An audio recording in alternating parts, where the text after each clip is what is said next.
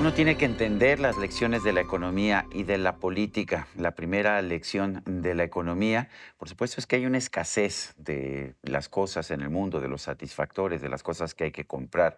Por eso hay que cuidar los recursos. Y la primera lección de la política, como nos decía Thomas Sowell, el escritor estadounidense, es no hacerle ningún caso a las lecciones de la economía. Pero en fin, la verdad es que hay una gran relación entre la política y la economía, y eso es algo que nos trata Axel Kaiser, economista chileno, en El economista callejero, 15 lecciones de economía para sobrevivir a políticos y demagogos. Axel Kaiser, el libro ha tenido un gran éxito en tu natal Chile, en otros países de América Latina, está saliendo en México.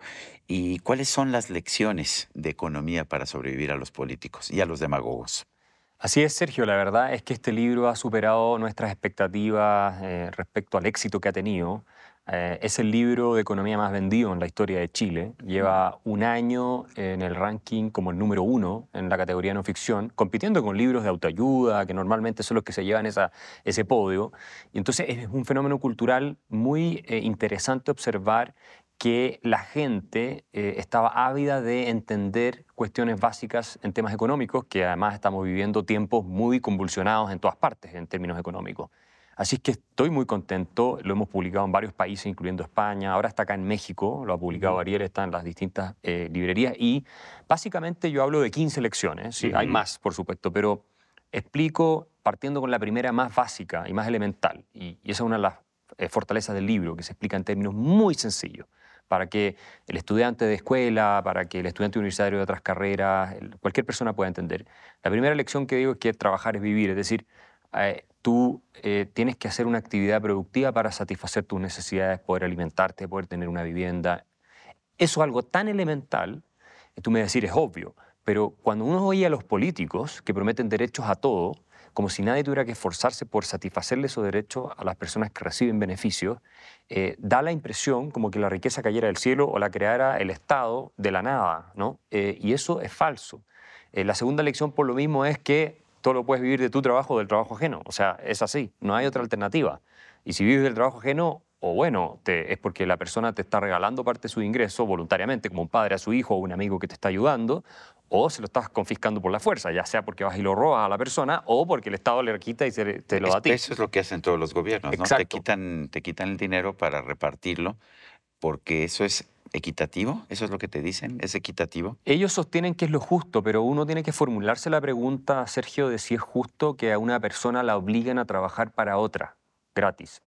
Eso, Eso eso se es, llamaba mano de obra esclava en se otros llama tiempos, mano ¿no? de obra esclava cuando y el Estado, en definitiva, cuando te cobra impuestos altos para redistribuirlo, lo que está haciendo es quitarte frutos de tu trabajo, de tu esfuerzo, para dárselo a otro. Y no lo hace el Estado, lo hacen los políticos. El Estado es una abstracción, Ujú. un concepto, pero en realidad hay políticos y funcionarios públicos. Y ellos le quitan a unos para darles a otros y hacen como que ellos fueran los generosos. Y la gente se equivoca al pensar que el político es el que le está dando algo, porque no es el político se lo está quitando a otro, no está asumiendo ningún costo. Incluso cuando reparten una parte de eso que están distribuyendo, se lo dan a sus redes de poder y se lo quedan ellos, ¿no? En sus Ujú. privilegios. Entonces, es muy interesante esta discusión porque también cuestiona cómo funciona la democracia cuando los políticos prometiendo beneficios salen elegidos, porque los beneficios no los pagan ellos de su bolsillo, los pagan otros ciudadanos los que les quitan, ¿cierto?, de su esfuerzo los frutos para terminar comprando votos. Y eso es algo muy peligroso que cuando se entiende bien economía, te da también una noción del problema moral involucrado, que es esto de confiscarle la propiedad a terceros para que unos puedan estar en el poder dándole a otros. Al final también muchas veces son asistencias que ni siquiera les permiten pararse sobre sus propios pies y salir adelante. ¿Qué más lecciones tenemos? ¿Qué más lecciones nos das en este Bueno, libro? una que me parece fundamental, Sergio, es qué son los precios. Ujú. La gente piensa que los precios son montos arbitrarios que se le ocurre cobrar a un vendedor de algo. Y por eso nos dicen, es que es el comerciante el que me está Exacto. cobrando Y demasiado, que ¿no? él lucra, incluso te explican que la inflación surge porque los empresarios codiciosos suben los precios, eso es todo falso. Ujú. Los precios hay que entenderlos como un sistema de transmisión de información que permite a todas las personas que están intercambiando en el mercado, produciendo, trabajando, en fin, coordinar esa actividad de manera tal de que los esfuerzos productivos satisfagan las necesidades de las personas en el momento y a los precios que se requiere que se satisfagan. Por ejemplo, el precio de la leche indica, ¿cierto?, si sube mucho, que hay una alta demanda de leche o hay una escasez de leche, porque, por ejemplo, puede haber una enfermedad que afectó a las vacas, en fin.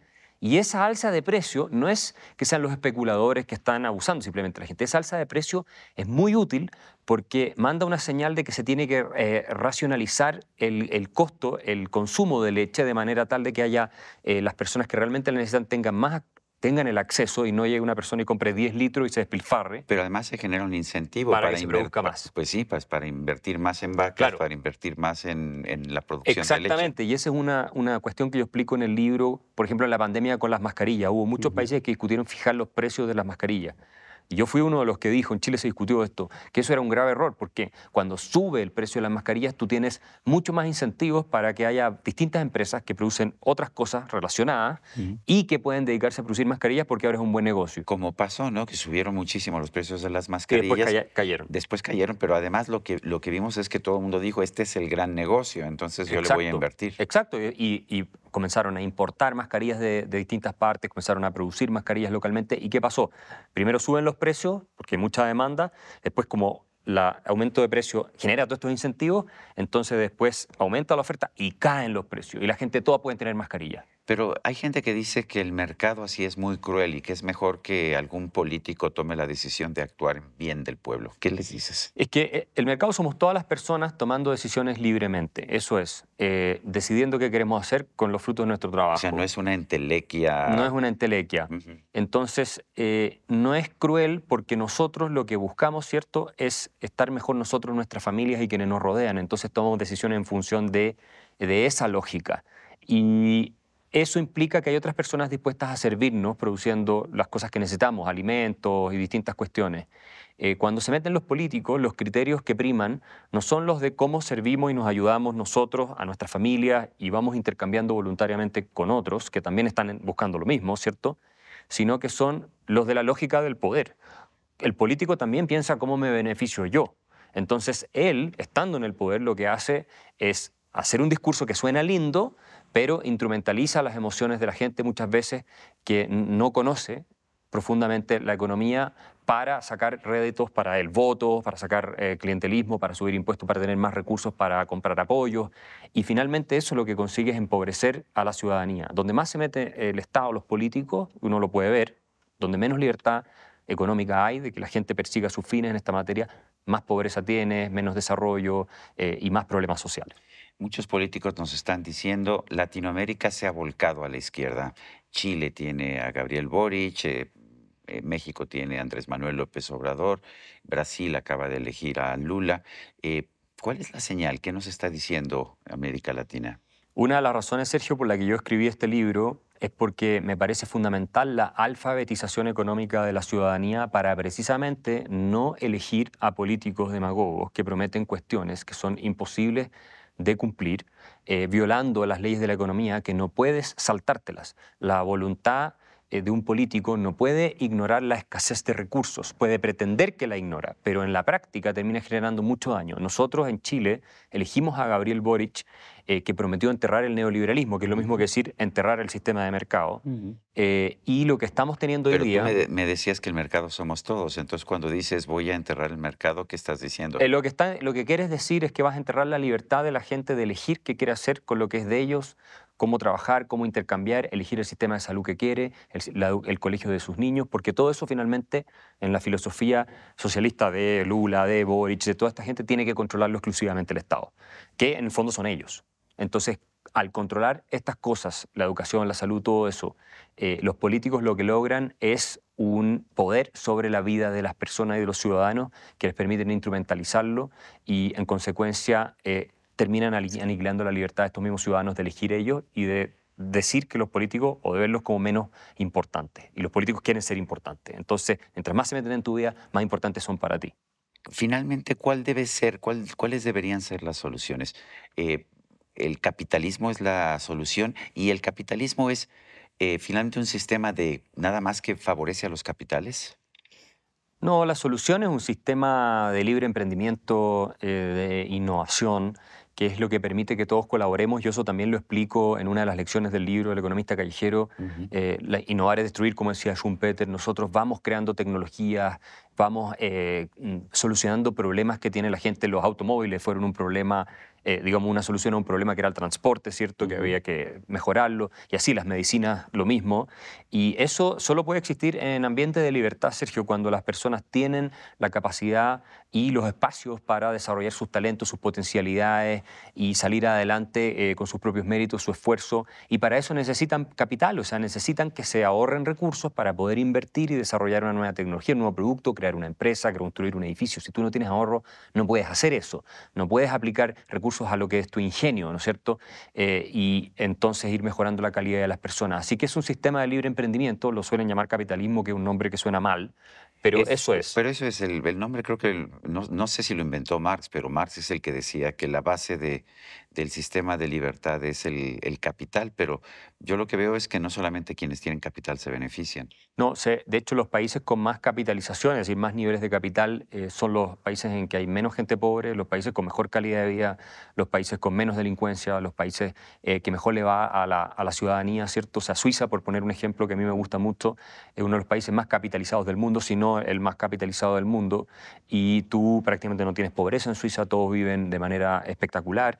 Obviamente hay diferencias de ingresos, pero en general no tiene los dramas que vemos en América Latina, donde hay muy poco capital. Y yo explico también por qué está completamente equivocada la teoría de Marx del capital y del valor trabajo en el libro El economista callejero. Gabriel Boric fue electo presidente de Chile diciendo que a lo mejor Chile parecía que estaba bien, pero que era muy desigual. ¿Es tan desigual Chile como se Pero plantea? lo increíble es que desde que Chile abre su economía al libre mercado, es decir, a que las personas tomen sus decisiones sin que los políticos se intrometan demasiado, la desigualdad disminuyó. Disminuyó la desigualdad, disminuyó la pobreza, aumentó la movilidad social, aumentó el ingreso per cápita, todos los indicadores sociales mejoraron.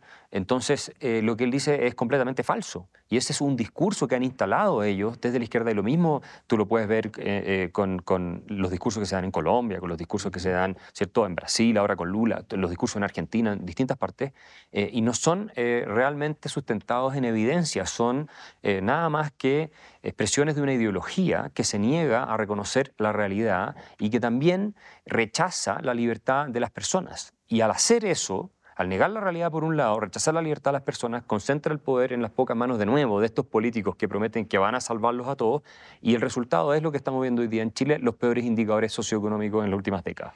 Me sorprende que en Latinoamérica nos estamos yendo políticamente hacia la izquierda, pero también el número de migrantes que quieren llegar al mundo, no sé, de horror del capitalismo va aumentando. ¿A qué se debe eso? Eso es, Sergio, es decir, nadie se va de un país buscando más igualdad. La gente se va de un país en el que la está pasando mal buscando progreso y Ujú. no le importan los niveles de desigualdad. Hay países africanos más igualitarios que Estados Unidos y tú no ves a la gente de Estados Unidos escapando en masa para irse a países africanos. Es al revés. Gente de África y de América Latina se va a Estados Unidos porque hay más oportunidades, porque hay más libertad, precisamente por eso.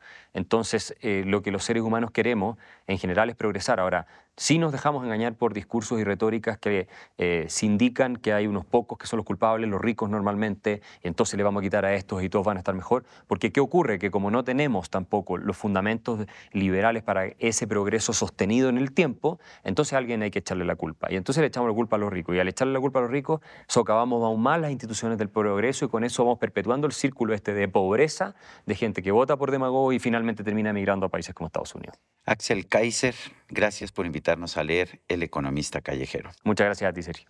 Y bueno, a usted que al vernos y escucharnos hace posible este programa, se lo agradezco también. Esto es todo por hoy, pero no se lo olvide. Nos vemos la próxima.